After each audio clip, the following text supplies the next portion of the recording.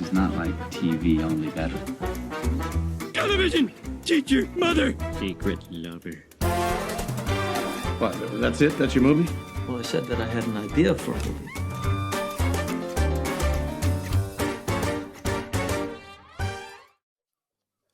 Folks, this is Screen Watching. My name is Dan Barrett, joined by Simon Foster. On this podcast, we talk about what we've watched, and that might be movies, it might be TV shows, it might be something else on a screen in some way. I don't know what sort of dark terrain that Simon Foster is, eking his way through on the internet, but hopefully there's no sort of dark web activity or, any sort of unsavory stuff we don't want to talk about. But if that's what he's been watching, then that's what we talk about. Anyway, the aforementioned Simon Foster. So, how are you this week? Well, it's funny you mentioned that. It's funny you go down that path because not literally 20 minutes ago. Sorry, is this something you really want to say out loud, Simon? We are recording. For some reason, somewhere along the line, I subscribe to email updates from again, Simon. USA. Is this something you want to say?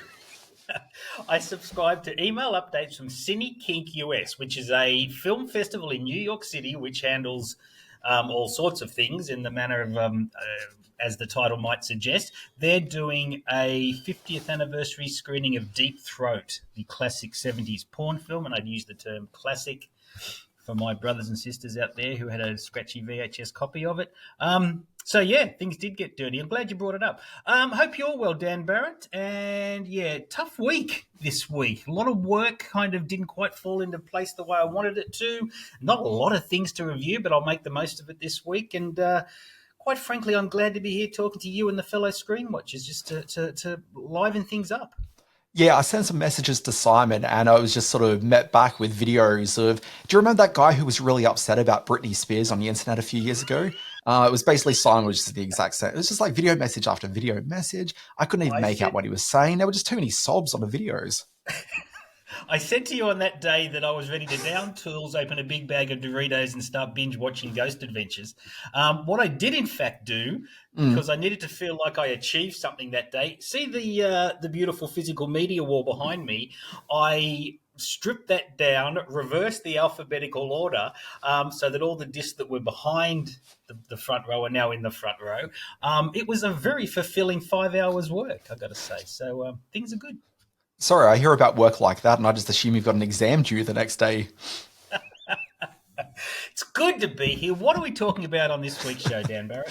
Look, so we are in the depths of, depths is the word because boy, is this a, let's reach and see what we can pull out of the ether to discuss stuff. So I've actually got something fairly good I want to talk about, which is this drama called 61st Street.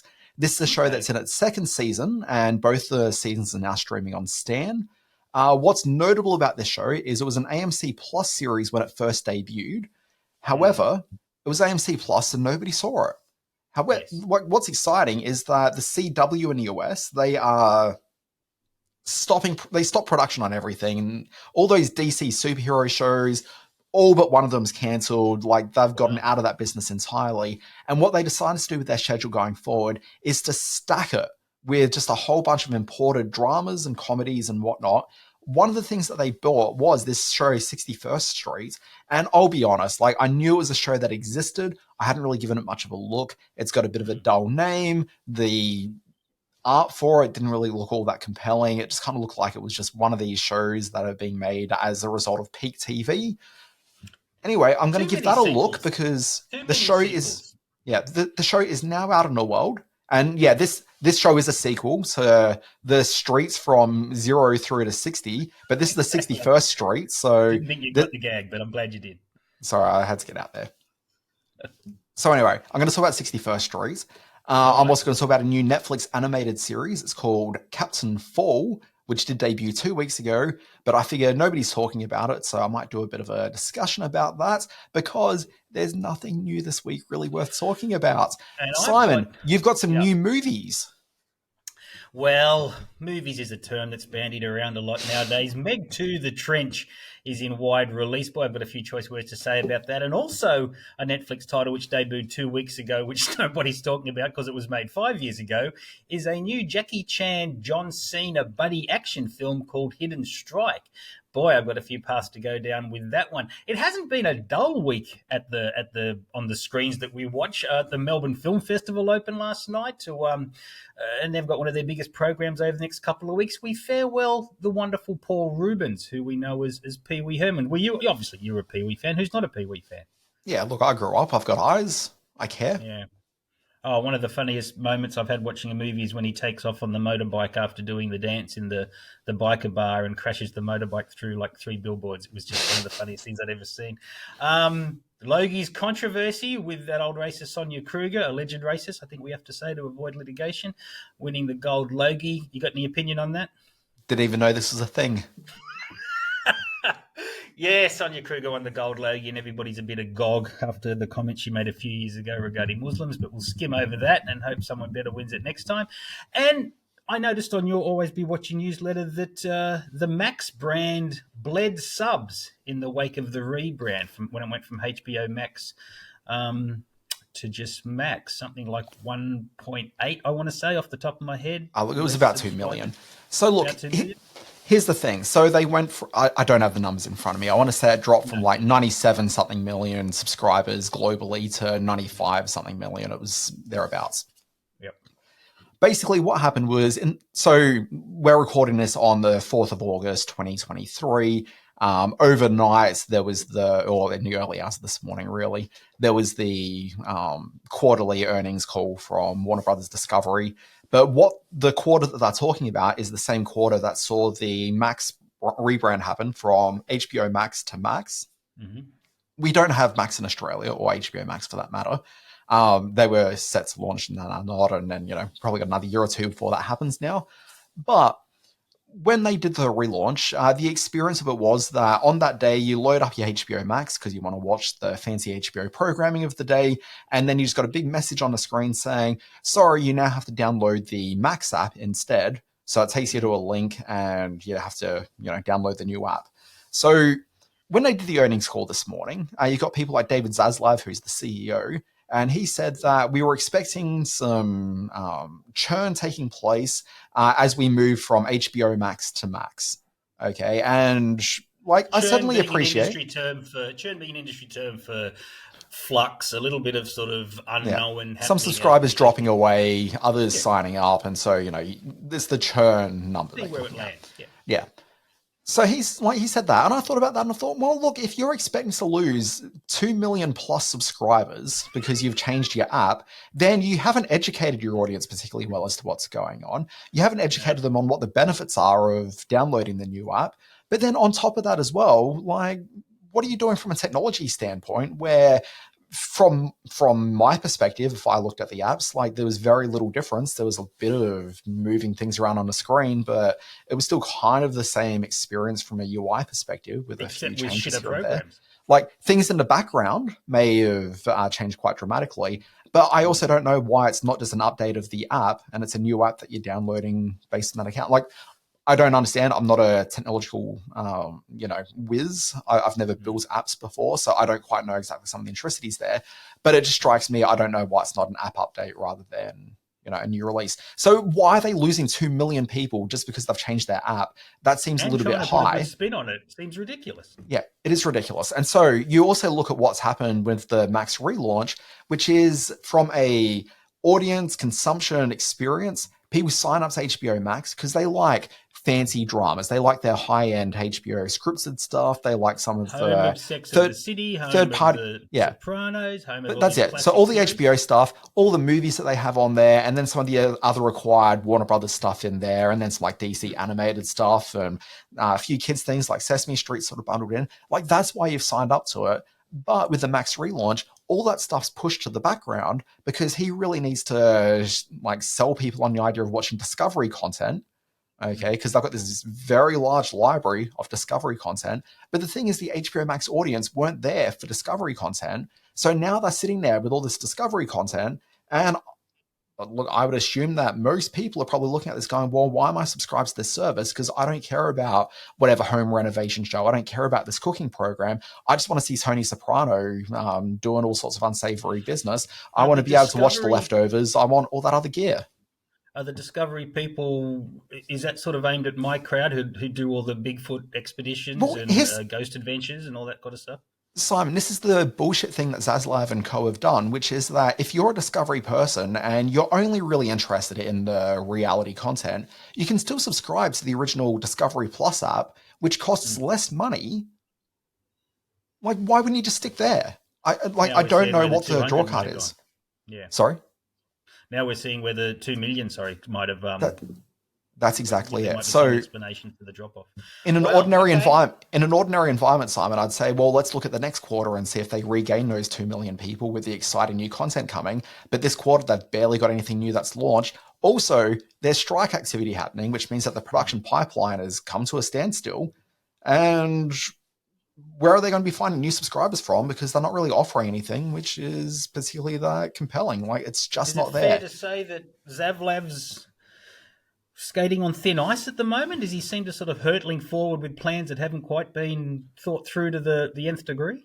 Here's the thing. I know that Wall Street is responding negatively to what they've announced in the last couple of hours. So we'll see how that plays out over the next few days.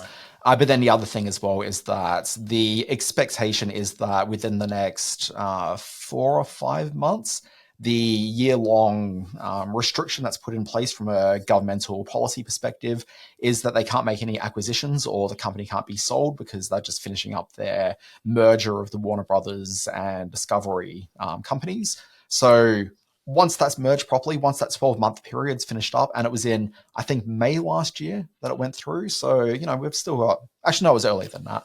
But anyway, we've still got like at least over half a year until that happens. So after that, there'll be the potential for some M&A activity. We may see Warner Brothers sold to Comcast. We might see them do a purchase of the Paramount Global business. Like, there's all sorts of things that could happen by this time next year. So we'll wait and see. And Zaslav's future is going to hinge on that, probably not so much on declining numbers over the next couple of quarters. No, look, if you love that, you're going to love our intermission section where Dan does a deep dive into the launch of PLUTO TV. This is the sort of brain power that I expect Dan to bring every week. And I think over the course of our 3 years, he's done it maybe 6 or 7 times. But it's always great to listen to. So thank you, Dan. Looking forward to our intermission. We should get on with the reviews, quite frankly. Franklin's Franklin, like Roosevelt. Franklin, as in Aretha. Tell him turn himself in before he gets killed. Moses? You need to listen to me. Listen careful. This is the most important thing you'll ever hear me say. Run, Moses. Run for your life. Okay, Simon, as I said, 61st Street, this is a show that was originally from AMC Plus. Nobody saw it there. People are starting to see it now, which is why I thought it was maybe worth talking about. So you can find this one here streaming in Australia on Stan, and I've got both seasons with the second season new episodes rolling out every week. This is a program where, I guess, top level, if you want to know what you're in for, Peter Moffat is the guy that's writing this. So Peter Moffat is probably best known... Yeah, I love Night Of. He did that. With Riz Ahmed. That was a great series. And if you're a Stan subscriber, like the thing that will probably be the best sort of connective tissue is Your Honor, which we saw recently. Yes. Yeah. The Cranston one. That's exactly it. So what he specializes in is fairly challenging, morally compromised dramas, which have characters sort of exploring some of the darker parts of their soul, but also in some environments which really make it difficult to want to do the right thing. This is a series about a middle-aged lawyer named, what's the character's name? Franklin Roberts, played by Courtney B. Vance. He's a guy who's dealing with some urinary tract issues, so that's fairly unpleasant to deal with. So I understand, but very it seems Peter like Moffat though. Most of his characters do have some sort of bowel or urinary tract problem. Look, to believe. Anything with Courtney B. Vance in it, well worth a look. But he's the main character in this one. He's a lawyer who is struggling really to prove his worth around the place, but I think he's generally well liked. around a place, even if he isn't necessarily delivering the results. He's got his own family life happening. His wife is not a career politician, but she just entered politics recently. So that's happening in his life. I'm sure over the course of the season, that's going to become a bigger and bigger issue. But when you watch the first episode, you've got this young guy named Moses. He's an up-and-coming athlete. He's just got a scholarship to go to university. He's going to be a very successful runner, which is what he's been scholarshiped for. He wants to use that scholarship to better his life and take himself out of the ghettos of Chicago. His problem, though, is that obviously the lower socioeconomic areas of town are very oppressive, and it's hard for him just to keep his head down. And you find that in this first episode, he's talking to the wrong people at the exact wrong time. The police turn up, they give chase to all the young black men that are there gathered. And so he's there, so he knows that he's going to be caught up in whatever the other guys that he was talking to are involved in. So he knows he just has to get out of there. So he starts running. One of the cops starts chasing after him. They have a bit of an altercation. He ends up pushing the cops to try to get away from him so he can jump a wall and just get out of the situation entirely. They don't know who he is. They don't know his name or anything. He knows if he can just get out, then he is out. But he pushes this cop. The cop stumbles backwards, has a bit of a head injury. Things don't work out so well for that cop. And basically, Moses is suddenly facing a homicide charge with a series of police who are horribly corrupt in a system which is not going to be favorable to him at all. And of course, there's one good lawyer that could possibly help him get out. And that's the opening conceit of the program. Nice one. Okay. So is this obviously this is an ongoing arc? It's not going to fall into the Law and Order sort of model where Courtney's got to solve a crime every week? Look, I don't think so. So this is an ongoing storyline, at least as far as the first few episodes are concerned. So my thing coming into this is I actually have no idea where the series is headed, and I'm a bit excited by that. I don't know if we're going to be following Moses through the entire season. Not sure what's going on with him exactly, but we'll find out. What I can tell you, though, is that this is really high drama. It's very compelling. My wife and I were glued to it on the couch. Episodes are about 42 to 45 minutes long, so it's not even like an hour-long thing. It's a fairly breezy drama, and right as you're wondering, how much longer has this episode got, as I do with every hour of TV that I watch, just because I'm always curious to know, am I near the end? What's going on here? The episode pretty much concludes, so I wouldn't say it's binge-worthy, because that first hour is so dramatically packed and it's just a bit heavy, but it is a show which, as is evidenced in my household, you'll want to come back and watch an episode every 1 to 2 nights and just sort of see it through. Good. That's not a bad thing. That's how we grew up watching TV. That's a good way to start things. So, all right, 61st Street could be something. I remember Courtney B. Vance. He was one of the submarine officers. I know you don't love your submarine movies, but he was on Hunt for Red October. Or was it? No, he was in Crimson Tide. I think that's true, yeah. Yeah, and he's done a lot of great character actor work over the years, so it's good to see him heading up a series. Actually, sorry, I just did the Google. TV. Got onto the Google. It was Hunt for Red October he's in, which I have seen. Hunt for Red October, yeah. Yeah. And he's done a lot of work for a long time, so big fan of Courtney. Look, I know him as a guest star in basically every TV show that's ever been showed. What's probably notable is he was, his career really sort of broke out entirely in the People vs. O.J. Simpson story where he played Johnny Cochran. Sure. Which that was definitely where a lot of people were really paying attention to him. But the thing that I remember him from, there was that film that had, what's the fellow's name? A very big fellow, played Hellboy in the movie, was the Beast in Beauty and the Beast. Ron Perlman. There was that Ron Perlman movie, like The Last Supper, I want to call it. It was like a late 90s. Cameron Diaz, and I remember it. Yeah, so I remember him from that. And then I'm no doubt look it up and realize he wasn't in that movie at all. But that's where I know him from in my heart. 61st Street is on Stan, I believe you said? Yes, correct. Forward? Or the CW if you're in the US. And maybe it's still on AMC Plus. Not too sure.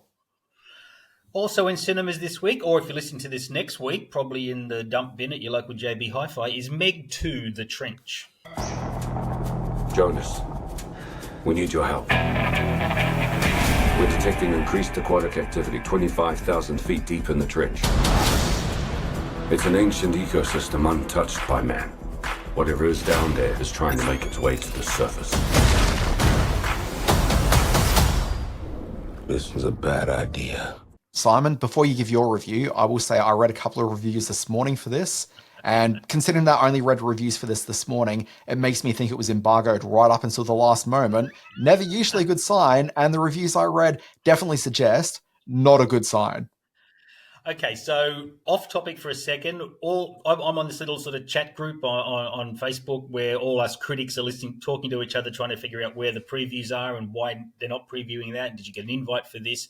None of us got an invite to Meg 2 until one guy popped up and said, oh, yeah, no, there is a screening tonight at Event George Street, which is the major cinema here in town where the film companies do their media previews. Turns out they had a large screening of the film, but only for influencers. Didn't invite a single reviewer here in the Sydney marketplace, which certainly speaks heaps. Let me backtrack a little bit. I want to... Sorry, Simon, can I just drop in a thought there? Yeah. So we talk about these thing of like influencers, and there's always, anytime you go to screenings now, it's a lot of influencers. It's not necessarily critics. And like, that's fine, like whatever. But I will say that of these many people influencing, I don't know who any of these people are. Like, I am not being influenced to. And there's clearly a problem in the way that this publicity is happening because, you know, who's speaking to me? I feel like I'm in a complete vacuum. Hey, welcome to old age. This is the under 25 crowd they're talking to. These are the people who sort of are only the TikTokers, are only the Instagrammers, which I don't think you and I are particularly au fait with. It's quite funny going to media screenings nowadays because you see over in the corner this group of sort of people over 35 with their grey beards and their backpacks, and they're the reviewers. And then the rest of the room is filled up with these people sort of clicking and smiling and doing pursed lips and all that sort of stuff. So that's kind of the media preview crowd at the moment.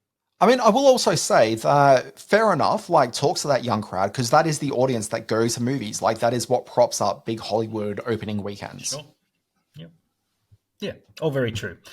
Let's get back to Meg 2 because, I've got a few choice words to say about this. You've seen a clip in the trailer where a little lizard gets eaten by a couple of bigger lizards, which then gets eaten by a Tyrannosaurus, which then they get eaten by a Tyrannosaurus Rex as it runs out of the bushes. The Tyrannosaurus Rex is then eaten by a Meg that launches itself out of the ocean and pulls the T-Rex into the sea in a whole lot of bloody foam. Yes, Dan Barrett?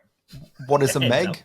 What is a Meg? Okay, a megalodon. A Meg is the shortened word. It's what the scientists, I did bunny ears for those listening without video, what the scientists call a prehistoric shark, which I think was, fossil records would suggest something like 30 times bigger than your biggest great white shark. So that's what a Meg is. And in the first movie, The Meg, one got free somehow and ate people.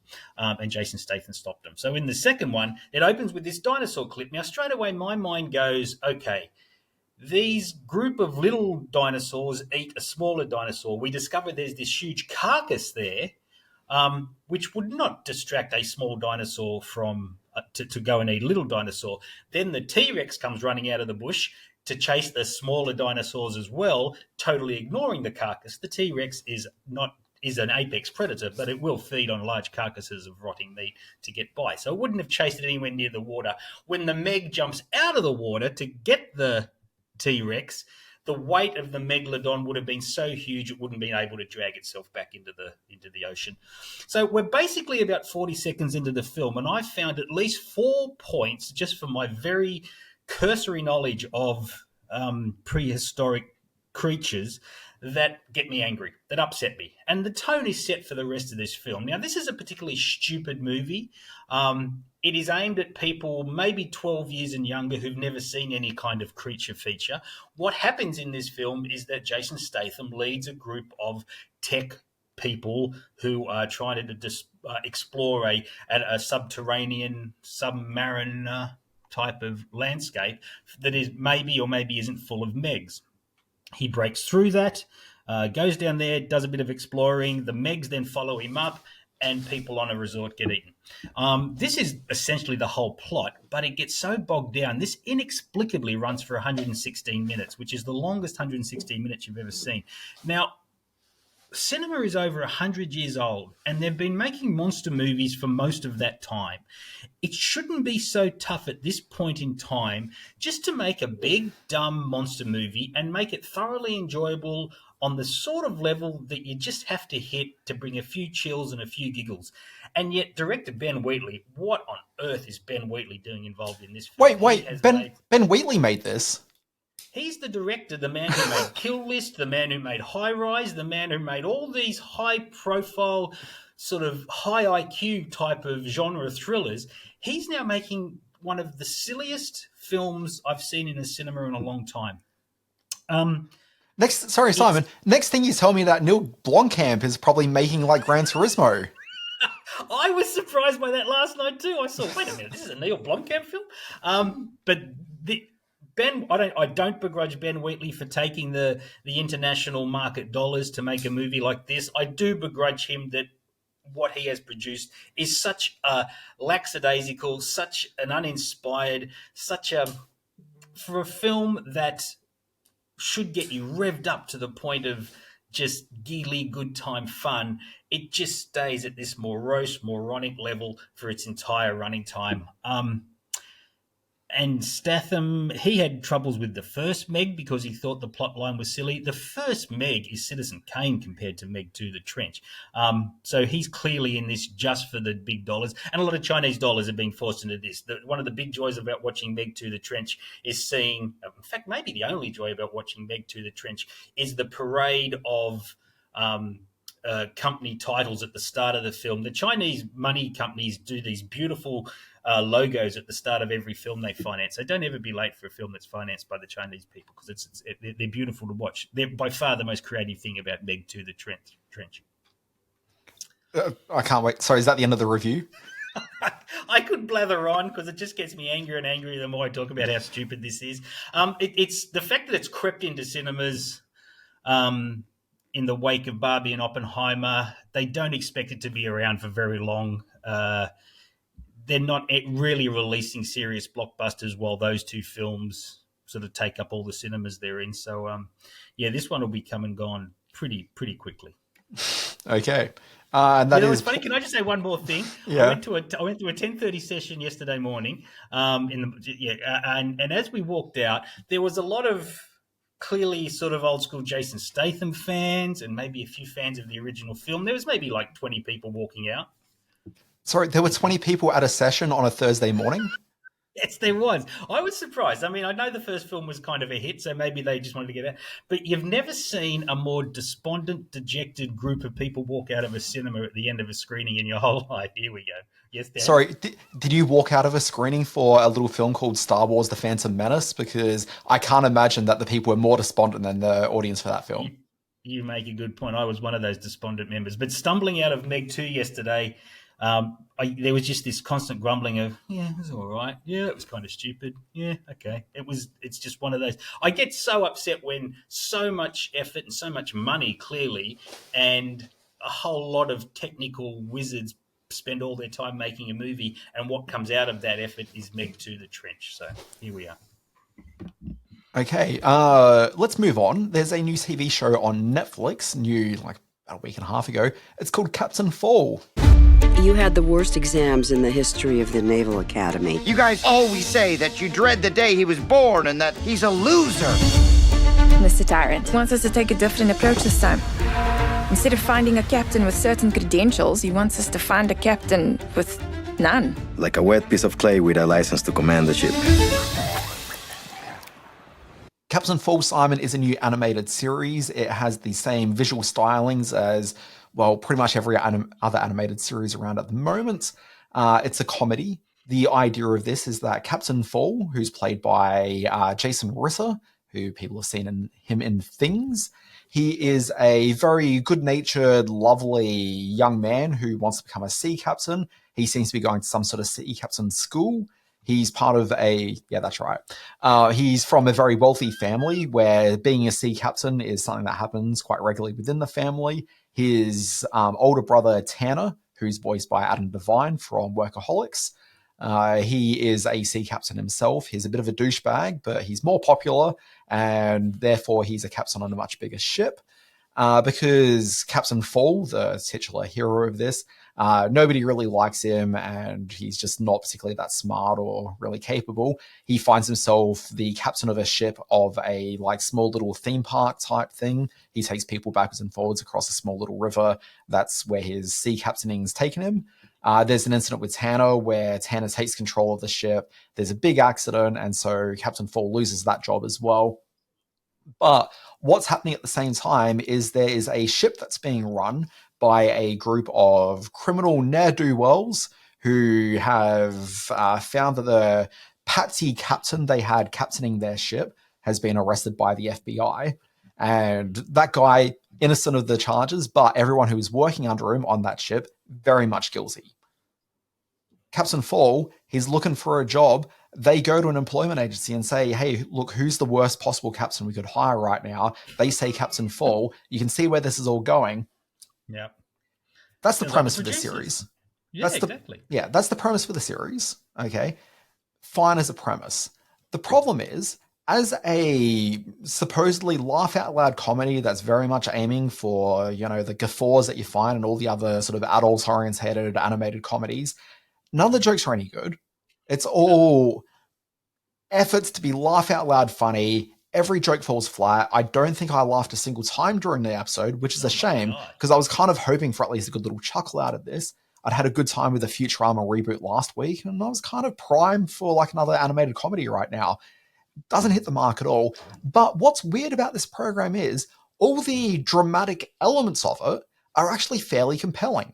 So there's moments where like it gets very much into like crime spy kind of stuff. And when that's happening, you just kind of wish that the show just jettisoned all the comedy entirely and played as a straight drama.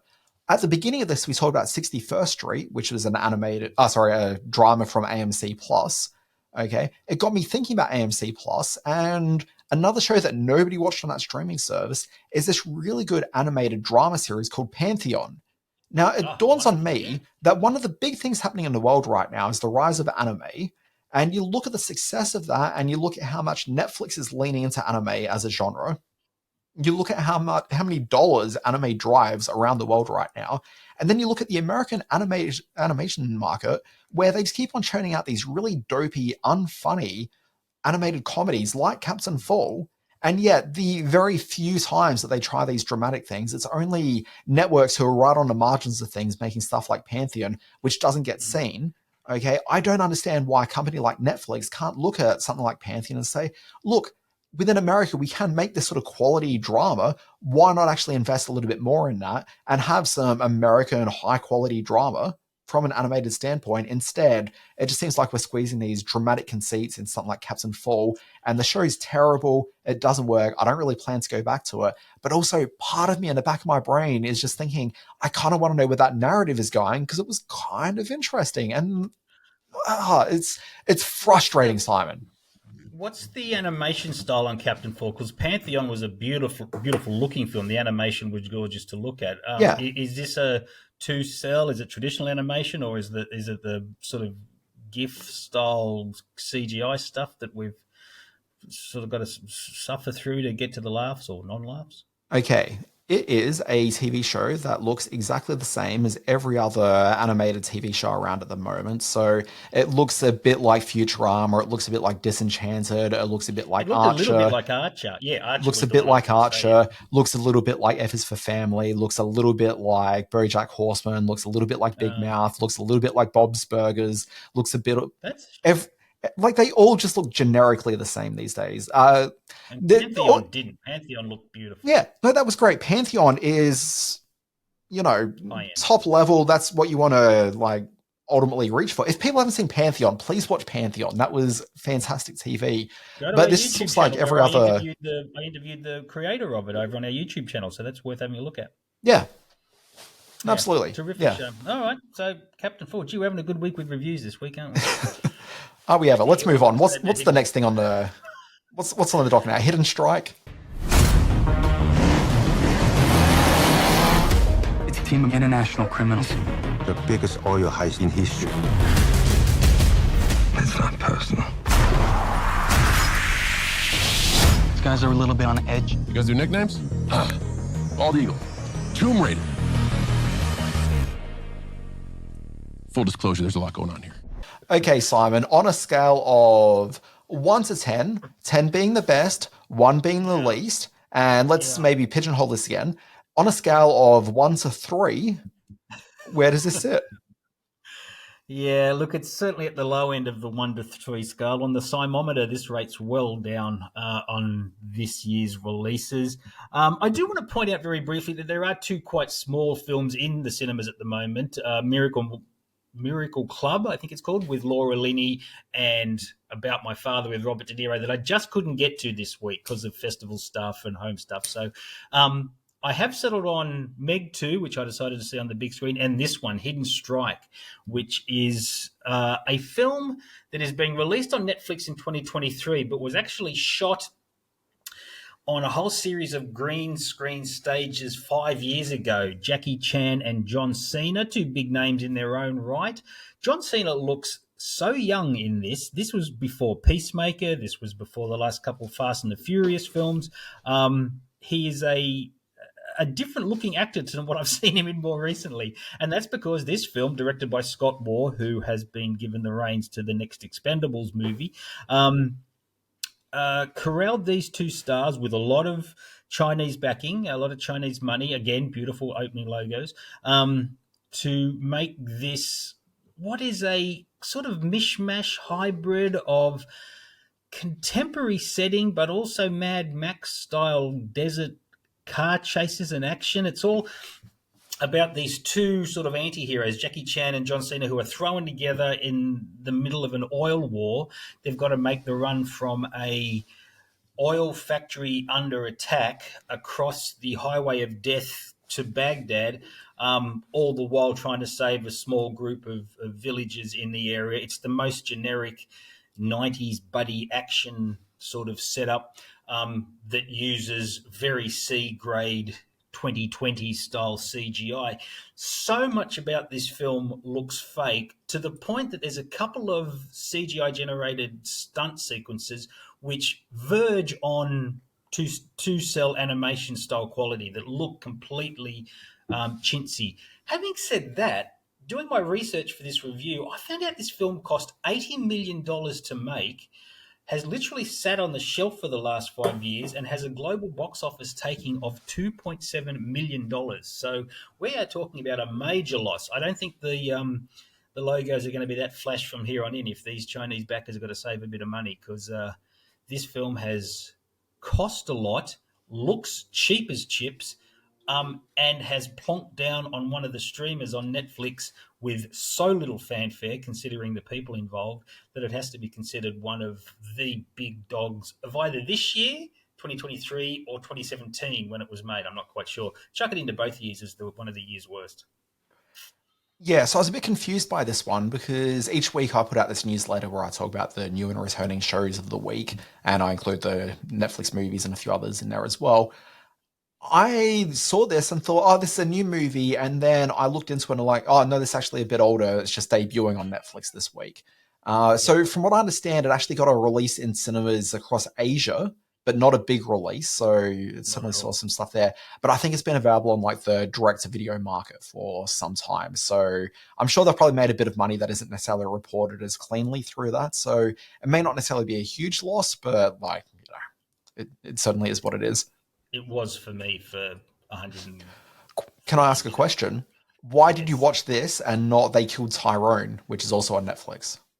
Well, sir, as someone who follows me closely on Letterboxd, you will know that I did watch They Cloned Tyrone, and I had planned to review that last week when it was on the running sheet, but it was deleted from the running sheet, so I didn't review it. And you are absolutely right. In hindsight, I should have reviewed They Cloned Tyrone with Jamie Foxx and John Boyega. What's his name? John Boyega, which I really liked a lot. I thought it was a super cool film. So maybe I will review that next week. It's on Netflix as well, and definitely worth your time. Well, I'm certainly glad you took time out to talk about Hidden Strike, a 5-year-old movie on Netflix. Oh my God. I knew of Hidden Strike. I knew that Cena had made a film with Jackie Chan and that there was terrible production problems. So I did want to have a look at it. And I know it has just dropped on Netflix, although it's just dropped on Netflix and it's on IMDb as I look at it now with the 2023 production year, so it's only just sort of stumbling its way to US audiences, I guess, and Netflix audiences. But yeah, don't watch Hidden Strike. If you're a fan of either of these actors, just ignore it and go and watch They Clone Tyrone with Jamie Foxx and John Boyega, because it's terrific. Good evening, ladies and gentlemen. It's intermission time.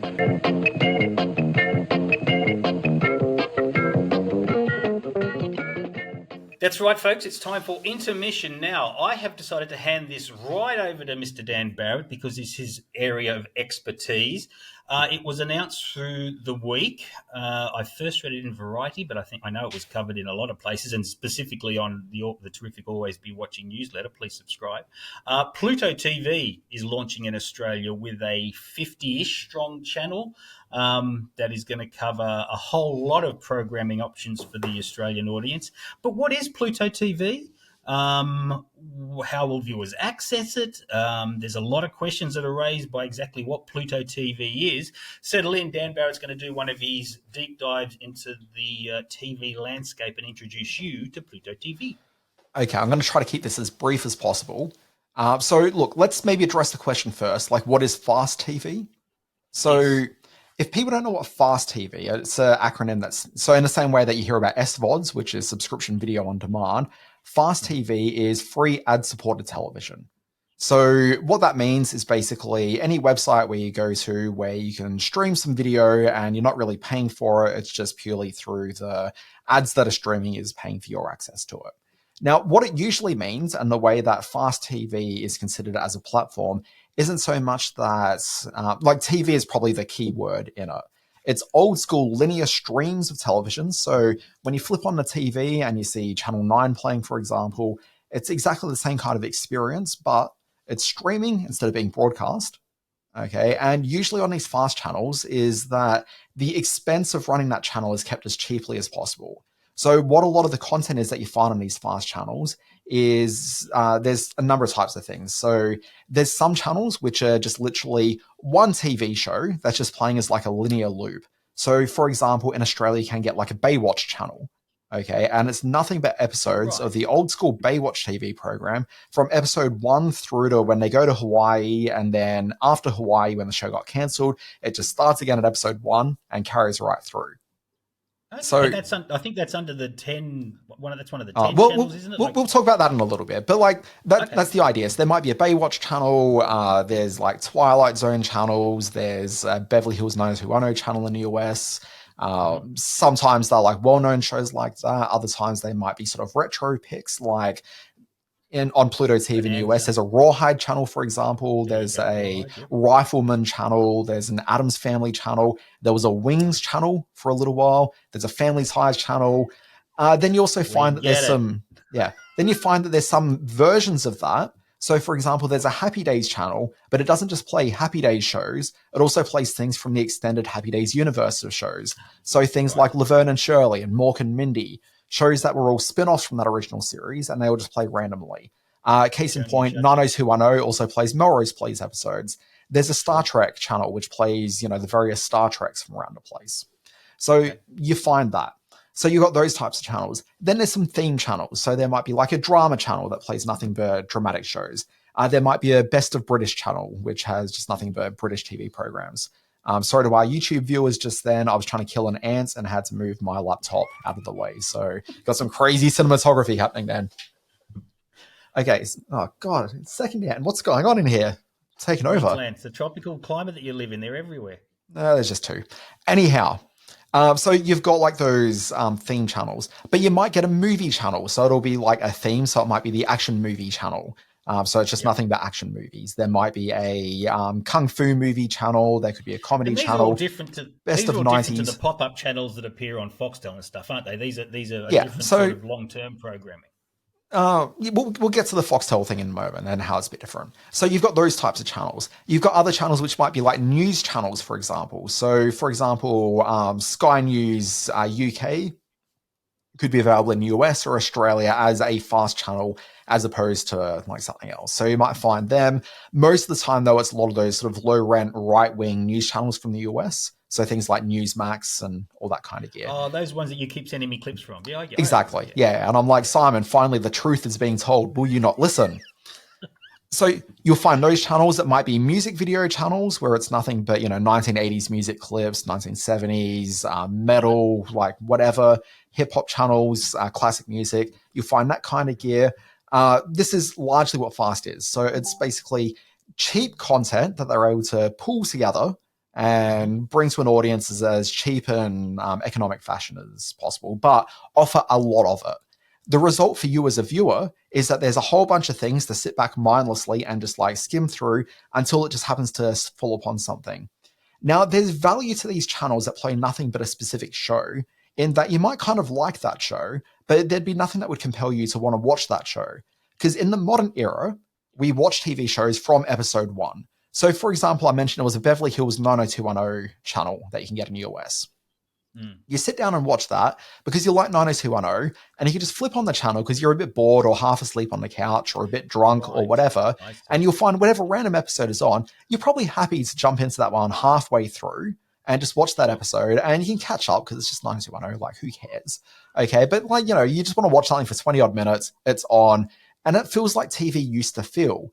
But there's no way that you press play on episode 1, season 1 of Beverly Hills 90210, because then you're committing to the idea of watching 10 seasons of that program, as opposed to the way that we used to just watch TV, which was just random sampling around the place.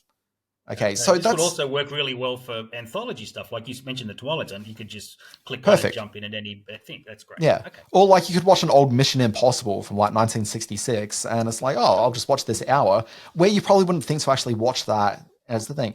And so what I'm moving towards here is the value of fast TV, which is that it is delivering this experiential element of TV, which we haven't really delved into much in the last 10 years as we've been watching more and more SVOD services. So we've gotten accustomed to the idea of watching shows as full seasons and not really episodically, which is how TV used to work. And also dropping out of that means that we haven't really been watching music videos in that same way, or all these other sorts of things, which make up a full and robust TV diet, but it wasn't there. And what fast TV is, sorry, Simon, just get to you on a second. What fast TV is it is not lean forward television where you're making active choices. It is lean back television, which is how most TV we watch is generally consumed. You watch TV while you're doing the ironing, while you're looking after the kid, while you're talking to your partner and not listening to your partner because you're actually more interested in the Mission Impossible episode that's on. Like, you've got all these other ways that you watch TV that isn't dedicated viewing. To which I would also say there's a benefit to fast TV in that these older content episodes, the older way of watching TV, we're also used to ads in them. So we're not so upset that our episode of Beverly Hills 90210 or Chips or whatever is broken up with ads that allow us to watch this, because that's exactly how we remember watching them back in the day.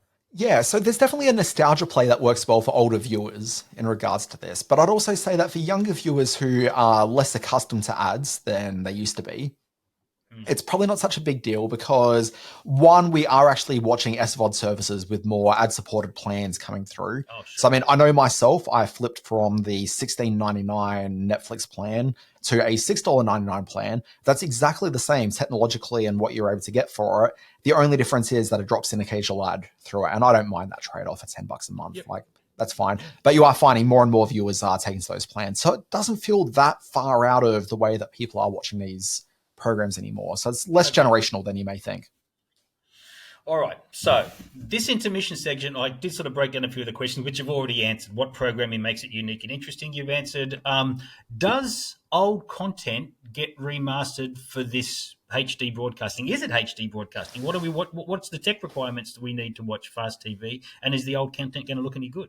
Okay, so US-wise, and it depends on the service that you're watching, like, there's lots of variables, but most often they're sort of reaching into the libraries of content that they have remastered, and is there an either standard definition at the lowest, or there is some high definition services piping through. So you are getting generally sort of better quality, and the shows are looking a bit better than you've probably seen them in the olden days when you might have watched a Mission Impossible episode, for example, at 3 a.m. when 9 randomly just like started running them. Okay, so you've got that. So you'll be able to watch things in like fairly good quality. And don't forget, most of these shows got remastered for DVD through the 2000s as well. So that's exactly what I was going to say. Yeah. You've got that. They're going to blow them up to widescreen to the 16:9 thing like they did with The Simpsons a couple of years ago and got angry about it? I mean, generally just whatever masters that have been provided tends to be the thing. But you'll find a lot of, 4x3 content on there. What probably we need to talk about, because I don't want the segment to go forever, is just talking about the fact that PLUTO TV is the biggest one of them in the US. So in the US, it's got like 250, 300 channels of content. It's owned by Paramount Global, which means it's got access to a lot of the older cable TV assets they've got. So a lot of MTV content on there. You find that they've got a lot of old school TV programs on there. I mentioned Mission Impossible. That's part of the Paramount library. A lot of these old Westerns are old Paramount TV programs they've got the rights to. There's a whole lot of Cheers that you find on US PLUTO TV, and Cheers is part of the Paramount library. So they're leaning into that in a really big way, and they've got such a deep library, they really can populate this in a really major way. So PLUTO TV is the biggest one, and to access it in the US, you just literally download a PLUTO TV app, you press the app to load up the app, and then suddenly things just start streaming. So this brings us to PLUTO TV launching in Australia. How's it different? What's the experience? So PLUTO TV, when it launches here, and it's going to launch in Australia on the 31st of August. I think that's right. Definitely like last day or two of August. And in Australia, they're going to launch with 50 channels to begin with. And like that's pretty substantial. It's more than you found them launching with in the UK, for example. But the last couple of PLUTO TV launches around the world have been at about that 50 channel mark. They've announced the following channels for it, okay, which is a South Park channel, playing nothing but South Park, MTV Reality, playing all the reality shows from MTV, The Shores, and that's your Jersey Shore, that's your other shores. What else is there? There's the UK one. Dinosaur. I don't know that Dinosaur is necessarily being featured on that channel. Look it up, kids. Obviously star of the great Empty Nest sitcom from the mid 80s. Yep. Sorry, mid 90s, I think, for Empty Nest. Nick Classics, Nickelodeon Tunes, and that's Nickelodeon Classics. It's not classics starring people named Nick. Like you're not going to find the Family Ties spin-off. There's something about Nick. I can't remember the name of that show. Doesn't matter. So this is why sorry, so I'm quickly just finishing. MTV. Just finishing. This is why Foxtel have pulled the MTV stuff off. Let me just finish the list and we'll talk about the Foxtel of it. So I Love Lucy's got a channel on there. Happy Days has got a channel. Dynasty's going to have a channel.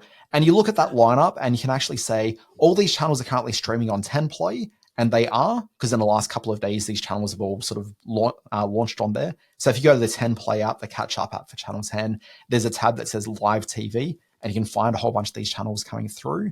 Okay, there's a whole bunch of channels on 10 Play, which haven't been announced for PLUTO TV, but I'm pretty sure that you're probably going to start seeing MTV Dating, MTV Entertainment, MTV Biggest Pop, MTV Love, MTV Reality. I mentioned Reality. There's a Traders channel, there's MasterChef, there's Survivor Australia, there's Baywatch, which we mentioned, Prisoner, old school Prisoner episodes just play out through the thing. That UK drama from the 90s, Merlin, Rush, Wipeout, the thing that's like it's a knockout, but not quite. Movie Sphere, which is actually pretty good, and we're going to get back to that in a moment. Nick Jr., Nick Teen, like all those things. And that brings us to Foxtel, which is that MTV stuff used to be on Foxtel, just got pulled from there. And the reason is they want to sort of own it and power a lot of their own stuff through it. They make more money through this. And the thing to note is that when Paramount Global bought PLUTO TV a few years ago, they paid, let's say it was like $80 million or something for it. Like, it wasn't nothing, but then they made like about $500 million in revenue the next year in ad sales alone. So there is money to be made from this, and there's definitely an audience for it. But where we're handicapped in Australia is that it's only going to exist within the 10 Play app and not through the dedicated PLUTO TV app, which means you've got a few click-throughs to get to it. And that's what I think is going to be the real stumbling block here. I don't think you're going to find that there's going to be the massive take-up on this app because much like on the 7 Plus app, much like on a couple of the other apps that have the fast channels on it, it's kind of hidden within another app. It's not that easy lean back experience because it is all about lean back. It's about the least amount of effort you can make to just start watching something. And when you need to click several Well, I'm buttons all to for start that. watching something random, that's too much.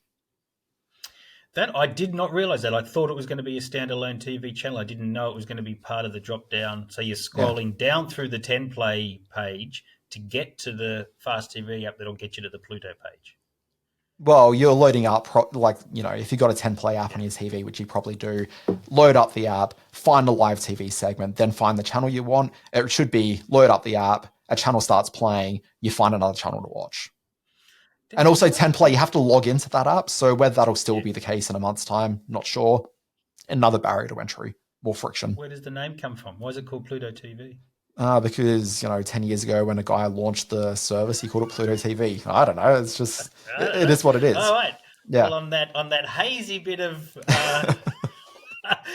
not knowledge, much further to go with this you've been a Pluto fan for a while. I know you mentioned this back in the day, and you used to binge some of your favorite old shows on the US version of this. So you must be happy. Yeah, look, I am happy because I think that Fast TV just provides that missing TV experience that I just don't think that we've really had for the last decade of SVODs. I think it provides access to a lot of older content in a way that makes sense for that content, because not all TV is meant to be watched on demand. A lot of TV is supposed to just be TV you stumble across. That is actually part of the TV experience, and this provides that element of experience. It is just lean back and forget television in a way that I think a lot of us have been hungering for that sort of thing. So it fills a need, which is important. But between Pluto TV and also Samsung TV Plus, if you've got a Samsung TV, you can access their content. They've got about 85 channels currently up and running, and there's a bunch of decent movie channels on there. There's a bunch of dedicated TV channels. There's some retro stuff in there. There's Australian retro stuff. Samsung's doing a really good job in this space right now. Pluto TV at launch is not going to be as good as what Samsung are currently offering, but the Pluto experience in the US, I think, is so strong that if they can start sort of getting to that level of parity, it's going to be the leading force in Australia.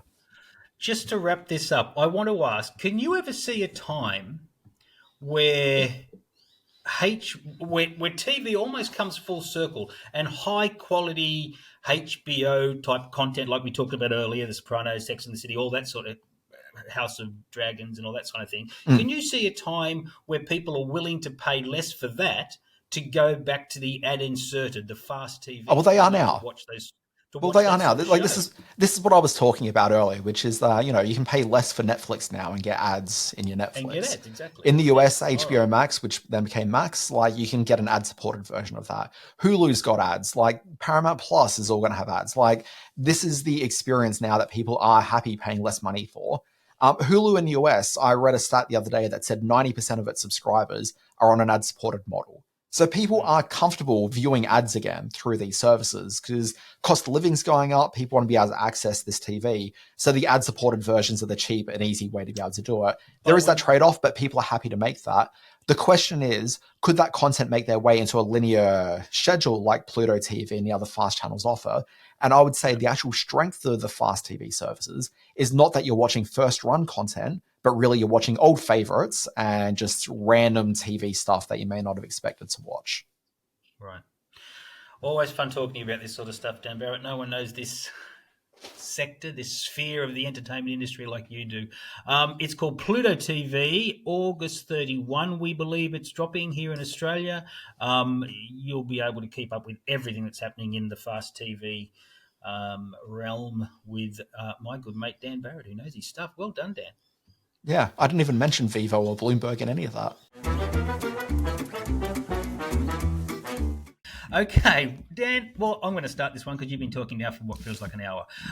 What else have I been watching, you ask? Well, I stumbled across a film that I've been meaning to watch for a long time. It's a 1983 movie called Testament. It's been released on Blu-ray from the team at Imprint Video. If you look up there on my shelf, can you see that? Oh, no, it's just out of shot. They're all my Imprint ones. I've got Testament, Jacob's Ladder, the great Robert Shaw, there he is again in Black Sunday, Jeremy Irons in Damage. They do with these great remasters of old films, 80s films. You know what you should keep back there? a spare microphone so your voice can be picked up when you start turning around your head. Yeah, I was worried you were going to pick up on that. Testament stars Jane Alexander as a suburban mum. William Devane plays the husband. With almost no warning at all, they're so removed from the world's political debate. An atomic bomb goes off far enough away from their house to not be swept up in the terrible impact that is incredibly realized in the Oppenheimer film for those that have seen it. But what does start to happen is the fallout starts to hit this small suburban suburb. And what we find going forward is the impact of radiation on this small suburban community. I put this up on my Letterboxd page, and film director Kriv Stenders, we sort of follow each other on Facebook, he came back to me, Jesus Christ, Testament, the most depressing movie ever made. And he's not wrong. It's a tough watch. It's got a young couple in it played by Kevin Costner and Rebecca De Mornay in two of their very earliest roles. He went on to bring down Elliot Ness, and she went on to have sex with Tom Cruise on the train. It's good to see them in early roles. It is a tough movie to watch, but it shows, A, that studios used to make this sort of thing back in the 80s. I can't imagine any studio touching something like this now. And B, we were all terrified that this was going to happen to all of us back in the 80s when the atomic sort of terror was around us. So hopefully it never does. So it's called Testament. It is available on Blu-ray from imprint. You had me at William Devane. So what else have I been watching? Glad you asked. Actually, a whole bunch of things that I plan to talk about in the coming weeks on this show, but embargoes mean I can't talk about them. So the question I want to say is, the question isn't so much what have I been watching, but the question is what haven't I been watching? Okay, and I just want. I didn't understand it, but now I do get it. Yeah. So something I've been thinking about, because I was talking about 61st Street, a show that was on AMC Plus, purchased for the CW, because the CW are trying to stack their service with a whole bunch of things they don't have to pay a huge amount of money for. One of the things that the CW have been doing is going around the world buying up some TV shows from around the place. So if you're a fan of Bump, which Stan have insisted for years in publicity emails to me is Australia's favourite family. And it's like, well, no, fuck off. I don't really know who they are, let alone they're being Australia's favourite family. Like, no one talks about them. I don't know what Bump is. Yeah, no, exactly. But they're Australia's favourite family, Simon. But anyway, if you're in the US... Australian. If you're in... I mean, not most Australians, Simon, but that's neither here nor there. But if you're in the US, you can watch Bump, or not, because the ratings haven't been great for a lot of the CW foreign imports. You can watch Bump there. Something else you can watch in the US now are some Canadian comedies, and two which I'm sure I've mentioned on this podcast about a year or so ago. There's one called Run the Burbs, which is from the guy that created Kim's Convenience. And then you've also got Children Ruin Everything, which is it's like a family comedy sitcom, but it's not really particularly treacly. It sort of comes from a more cynical parental sort of viewpoint on aren't kids awful, but they're also kind of cool to have at the same time sort of a viewpoint. Very dry Canadian humor. And what got me thinking about these two shows is that one, neither of these shows are available in Australia, but also two, why are most Canadian shows not available in Australia? The thing is, if you think about the Canadian humor, comedic sensibility, but also their dramatic sensibility, not entirely dissimilar to Australia's sensibility. Not at all. Very similar.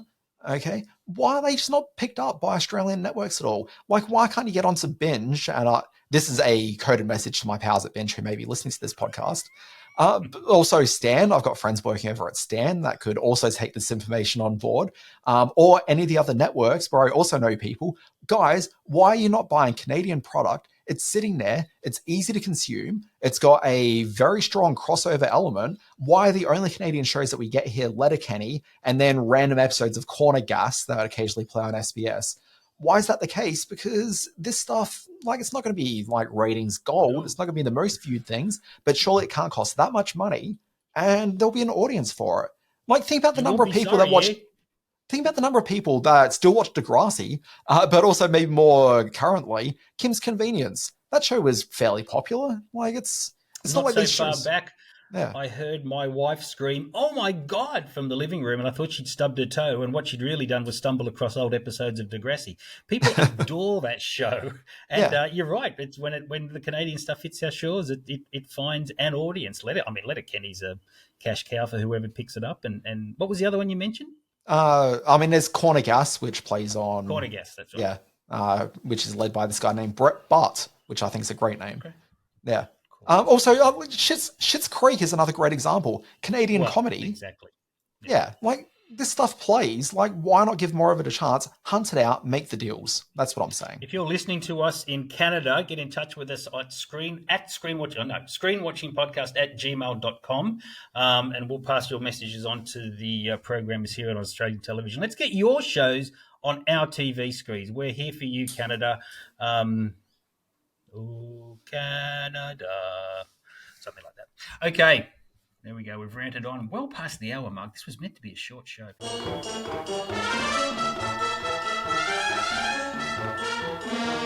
Let's very quickly do the In History segment. Dan Barrett, questions coming to you. August 7, 2018, which Australian actress is cast as the CW Network's Batwoman? Gee, it's been a very CW-y show this day.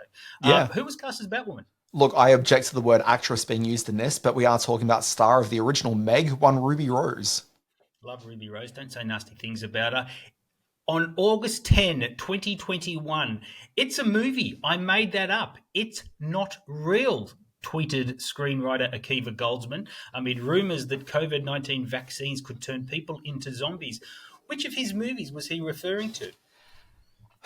God, what the hell's the name of that movie? It's the one with Will Smith in New York. It's got the zombies. Yeah, it's got the Batman versus Superman poster in the background, which got a lot of nerds very excited. It's based on the Omega Man.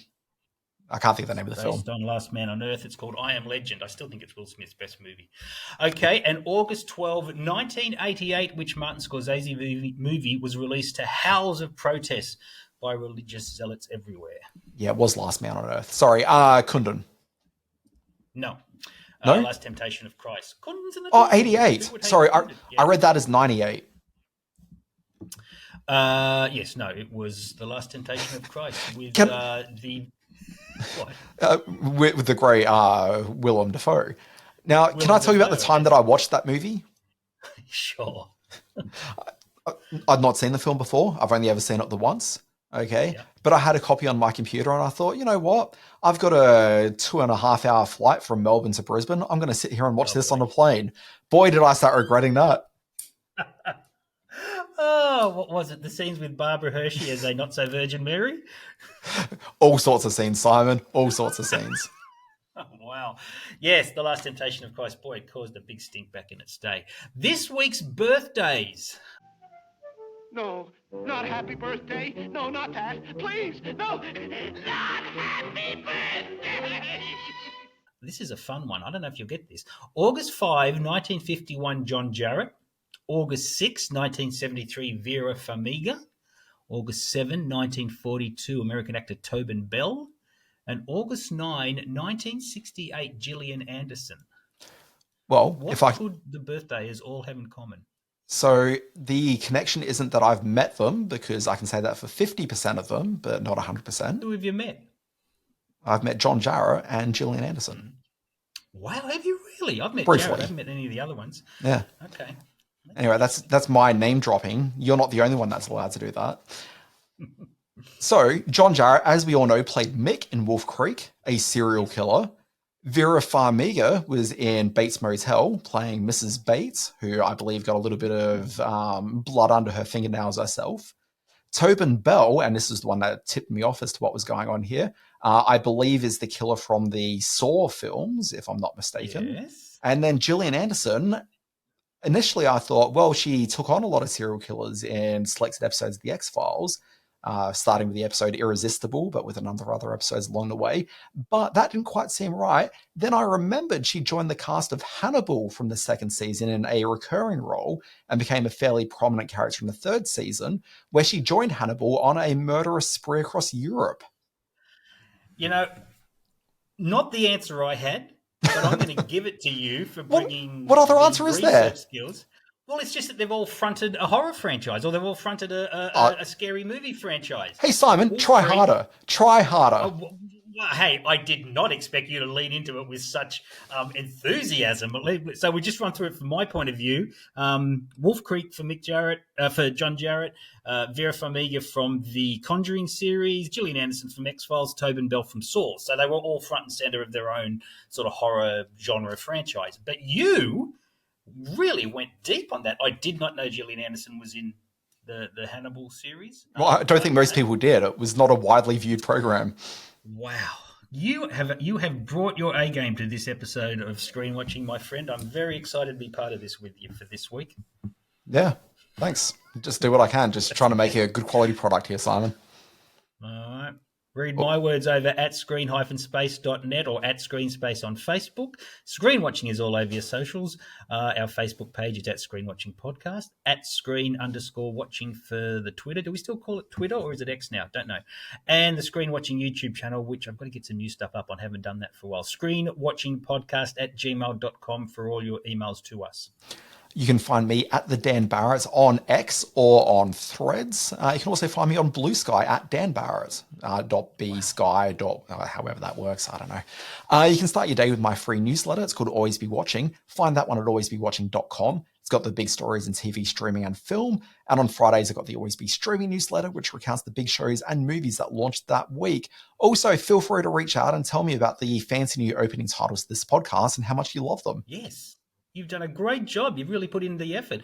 This is very enthusiastic from you over the last couple of weeks. There's been an absolute refocusing of your commitment to the podcast, which is very exciting. I had an extra half hour. Good, okay. Don't forget, if you go to the Podlink site, you can follow Screen Watching there. Download it on all your favourite podcast apps. Load it up now and hit the follow button, as it's written here that we never read out, but we probably should. Gran Turismo next week, my friend, directed by one Neil Blomkamp, friend of the show. Do you know what you're reviewing? Simon. Well, actually, no, I do know one of the things. So I'm going to talk about the new HBO documentary series called Telemarketers, which it was billed as a comedy. There's some comedically orientated people behind it, and also the Safdie brothers. I will say, not really as funny as I thought it would be, but still, it's definitely an experience watching it. It's an experience to watch it. I had a dream last night that I went to high school with Gal Gadot, because I'm reviewing her film next week, Heart of Stone, the new Netflix one. Yes, I just remembered that. It was a very strange dream. We were just chummy. It wasn't one of those dirty old man dreams that I occasionally have with Gal Gadot. This was like a serious sort of high school set dream. Were you high school aged at the time, or both of you in your current ages? I'm not a 56-year-old walking around high schools. No, I was in high school mode. I dream about my high school a lot. I mean, both when I'm asleep and when I'm awake, quite frankly. Please tell me you got a bit of the salt and pepper as a 16-year-old kid in your dreams. I had far less hair back then. No, I was. Yeah, it was a strange dream. She's very lovely, Gal Gadot. I'm looking forward to watching the film. All right, I've got to go and do some work. I've got a festival to run, and you've got stuff to do. Do you still have a job?